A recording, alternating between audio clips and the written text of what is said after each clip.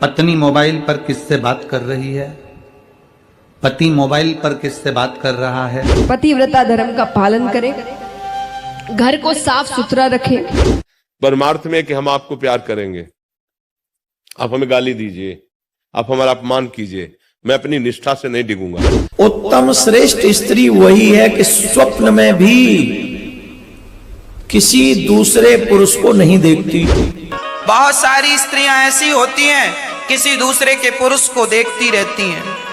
बहुत सारे पुरुष ऐसे होते हैं किसी पराई स्त्री को देखते रहते हैं। प्रिय भक्तों, स्वागत है आपका हमारे आज के इस वीडियो में। आज के इस वीडियो में हम गुरुजनों द्वारा जानेंगे कि पति पत्नी का धर्म क्या है और पति पत्नी को घर परिवार में खुश रहने के लिए क्या करना चाहिए। प्रिय भक्तों, आज का वीडियो बहुत ही महत्वपूर्ण होने वाला है, इसलिए वीडियो को अंत तक जरूर देखना।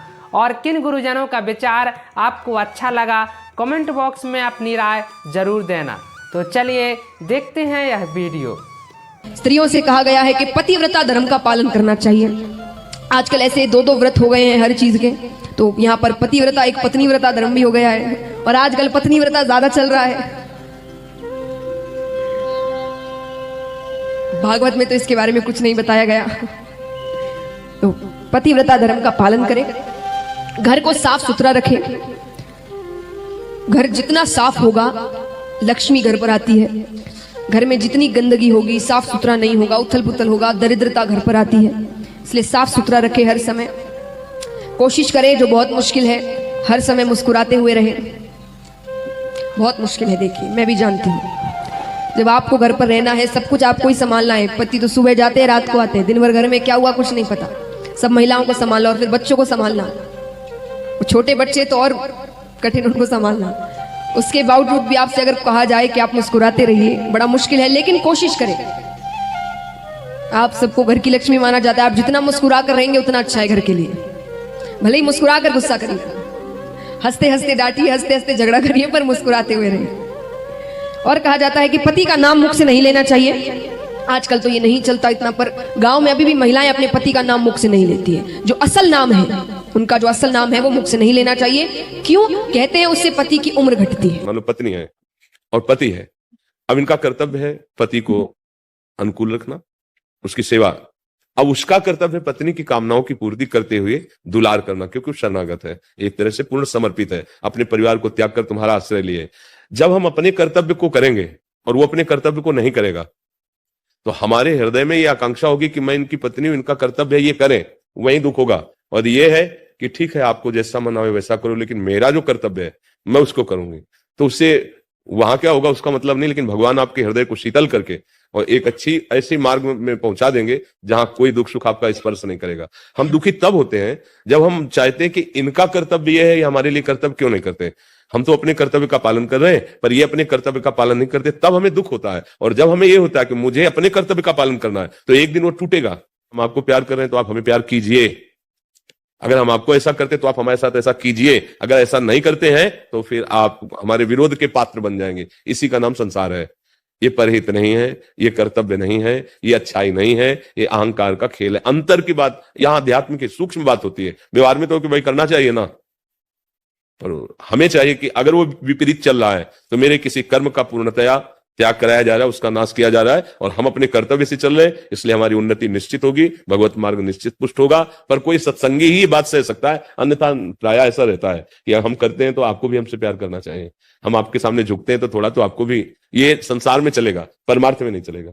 परमार्थ में कि हम आपको प्यार करेंगे, आप हमें गाली दीजिए, आप हमारा अपमान कीजिए, मैं अपनी निष्ठा से नहीं डिगूंगा और एक दिन आपको अपने अनुकूल बना के दिखाऊंगा। भूल करती तो अभी तो धोखा है। अपने तो प्रभु है और वो कभी धोखा कर नहीं सकते। आपने प्रभु को अपना नहीं माना ना, तो देखो भूल करी ना, और वो कभी धोखा देते नहीं। प्रभु कभी नहीं धोखा देते, नहीं देते। अभी उनका परिचय आपको मिला नहीं, इसलिए वो कभी धोखा नहीं। वो सत्य है, वो सच्चिदानंद है, और यहाँ कोई प्यार नहीं करता, सब धोखा है। तुम्हारा रूप जब तक है ना तब तक तुम्हारा प्यार है, तुम्हारा शरीर जब तक है तब तक प्यार है, तुम्हारे पास रुपया जब तक है ना तब तक प्यार है। जिस दिन ये तीनों हट जाएंगे ना, रुपया और रूप और सब तुम्हारी योग्यता, वो कोई पूछेगा नहीं कि तुम कौन हो, कहाँ के हो, कैसे हो, वो देखेगा भी नहीं, चाहे पुत्र हो। तो इसीलिए तो समझा रहे हैं सब संत महात्मा जन के होश में हो जाओ। एकमात्र साथी भगवान है, अगर उससे तुमने प्यार नहीं किया तो यहाँ कोई प्यार करने वाला नहीं। यहाँ सब नाटक चल रहा है। तो इसलिए हमें तो लगता है कि ड्रामे का खेल चल रहा है माया का, तो इस ड्रामे से बचने की कोशिश की जाए, भगवान को अपने जीवन में मिलाओ, उनको अपना साथी बनाओ और फिर निकल जाओ इस माया समुद्र से। यहाँ कोई सहयोगी नहीं है। नहीं, हम कोई नई बात नहीं करें, आप रोज घटना सुन रहे हो संसार की। हरि गुरु के सिवा कोई अपना नहीं भाई, अगर समझ पाओ तो समझ पाओ, ना समझो तो आगे समझ जाओ। उत्तम श्रेष्ठ स्त्री वही है कि स्वप्न में भी किसी दूसरे पुरुष को नहीं देखती, सोचती ही नहीं है। स्वप्न में भी जो श्रेष्ठ स्त्री वो अपने ही पति की होकर रहती है, इसके अलावा मध्यम परपति देखें कैसे, भ्राता पिता पुत्र निज जैसे। जो मध्यम वर्गीय, या जातिवादी से मध्यम वर्गीय नहीं, यहां मानवता के स्टैंडर्ड के हिसाब से बात हो रही है। जो मध्यम वर्गीय स्त्रियां होती हैं वो संसारिक अन्य पुरुषों को कैसे देखती हैं? बोले जैसे बड़ा है तो हमारे पिता तुल्य है, छोटा है तो हमारे भाई तुल्य है। श्रेष्ठ जो होती हैं वो स्वप्न में भी किसी पराये पुरुष को देखती ही नहीं है, और जो मध्यम होती हैं वो अपने से बड़े को पिता और छोटे को भाई के समान समझती हैं। और धर्म विचार समझ कुल रही, सो निकृष्ट त्रिय सुत अस कह। अब किसी के प्रति आकर्षण तो है, ध्यान तो है, अच्छा तो लगता है, पर हमारा धर्म यह आज्ञा नहीं देता, ऐसा हमको नहीं करना चाहिए। ये जो सोचती हैं, अब यहां पर एक बात ध्यान रखना, जो बात स्त्रियों के लिए कह रहे हैं वही बात पुरुषों पे भी लागू है। यहां क्योंकि ये जो चौपाइयां हैं, सती अनुसुईया जी उपदेश दे रही हैं मां भगवती सीता को, ये शायद समझ लें, मां भगवती सीता को उपदेश दे रही है, तो यहां स्त्रियों की बात है। यही श्रेष्ठ पुरुषों का भी कार्य है। इसी प्रकार के पुरुष भी होंगे जो स्वप्न में पराई स्त्री को न देखें, वो उत्तम राम जी की तरह। बहुत सारी स्त्रियां ऐसी होती हैं किसी दूसरे के पुरुष को देखती रहती हैं। बहुत सारे पुरुष ऐसे होते हैं किसी पराई स्त्री को देखते रहते हैं। ये जो लोग हैं ना, इनको समझा दो कि ऐसे ना देखा करो, नहीं तो सर्वनाश है इसकी सजा। 7 जन्म तक विधाता तुम्हारा घर बसने नहीं देंगे यदि तुमने किसी का बसा बसाया घर उजाड़ा तो। क्योंकि परमात्मा सब देखता है, लाख आंख से देख रहा है तुझे देखने वाला। भगवान ने 1 लाख सीसीटीवी कैमरे फिट कर रखे हैं हमारे और तुम्हारे लिए। जब आप किसी का बिगाड़ते हो तो आपका भी बिगड़ता है। इसलिए सबका बनाने का प्रयास करो। भगवान सबके घरों को बसाएं। घर बसाने का काम तो करना, बसे बसाए घर को उजाड़ने का काम ना करना। नहीं, विधाता माफ करने वाले नहीं। जिस कन्या के साथ में तुम्हारी शादी हुई है वो तुम्हारी धर्म पत्नी बनी है, और जिस पुरुष के साथ तुम्हारा विवाह हुआ है, जिस लड़के के साथ तुम्हारी शादी हुई है, वो तुम्हारा पति है।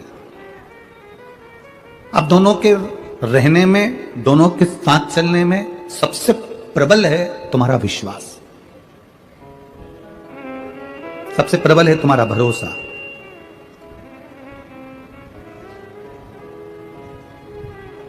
पत्नी मोबाइल पर किससे बात कर रही है, पति मोबाइल पर किससे बात कर रहा है। अगर पत्नी पति पर भरोसा रखती है और विश्वास रखती है तो पति किसी से भी बात कर रहा है, अगर तेरा विश्वास पक्का है, तेरी दृढ़ता पक्की है, तो ये मानकर चलना कि तेरा पति तेरा ही रहेगा, वो कितना भी भटक कर आ जाए। कलयुग तीसरी जगह कहां है? स्त्रियां, चरित्रहीनता। जहां लोग अपने देह का व्यापार करते हैं, जहां लोग शरीर के पीछे अपना सब कुछ छोड़ देते हैं। इसलिए हम आपसे कहते हैं अपने आप को संयमी बनाओ, चरित्रवान बनो। सबसे बड़ी दौलत है चरित्र। आपका चरित्र गिर गया, बिगड़ गया तो फिर धन कमा के भी क्या करोगे। इसलिए जहां चरित्रहीन लोग रहते हैं उन लोगों से दूर रहिएगा, क्योंकि वहां पर भी कलयुग है। चरित्रहीनता जहां है वहां भी पहले के जमाने में ये कुछ ज्यादा था। आजकल तो गली गली भागवत जी और कीर्तन होने लगा। पहले तो हम जब छोटे थे तब देखा करते थे कि गांव गांव शहर शहर में नाचने वाली आया करती थी, पूरी रात नाचती थी, और गांव के जितने बुढ़े होते थे सब पूरी रात जाग जाग कर देखते थे। पूरे जितने बूढ़े थे सब बैठे रहते, उनको बड़ा मजा आता, बड़ा स्वाद मिलता देखने में।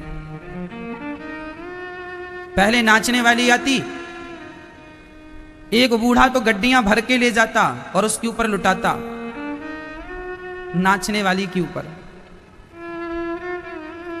पैसा देखो, नाचने वाली अति नाच नाच कर आपको आकर्षित करती। प्रिय भक्तों, आपने गुरुजनों का यह ज्ञानवर्धक वीडियो देखा। आपको यह वीडियो कैसा लगा? कमेंट बॉक्स में अपनी राय जरूर देना। हमें उम्मीद है आपको यह वीडियो पसंद आया होगा। अगर वीडियो पसंद आया हो तो कृपया वीडियो को लाइक एवं हमारे चैनल को सब्सक्राइब जरूर कर लेना। तो प्रिय भक्तों, चलिए चलते हैं, अपना ख्याल रखिएगा। अगले वीडियो में इसी तरह के वीडियो के लेकर फिर मिलेंगे। जब तक के लिए जय श्री सीताराम, जय श्री राधे श्याम।